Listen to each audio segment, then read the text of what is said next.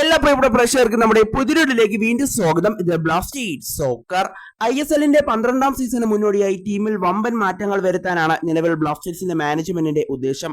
അതിന്റെ ഭാഗമായി ഇപ്പോൾ 4ഓളം താരങ്ങളെ ടീമിൽ നിന്നും പുറത്താക്കിയിട്ടുണ്ട്. അതുപോലെ തന്നെ 2 താരങ്ങളെ പുതിയതായി ടീമിലേക്ക് എത്തിച്ചിട്ടുമുണ്ട്. എന്തായാലും ഇനിയും നമുക്ക് കൂടുതൽ സൈനിങ്ങുകളും അതുപോലെ തന്നെ കൂടുതൽ പുറത്താക്കലുകളും പ്രതീക്ഷിക്കാം.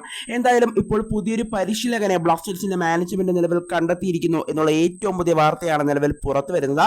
ഇത് ഒഫീഷ്യലായ വാർത്ത തന്നെയാണ്. ബ്ലാസ്റ്റേഴ്സ് ഇപ്പോൾ ഇക്കാര്യം ഒഫീഷ്യലായി അറിയിച്ചിട്ടുമുണ്ട്.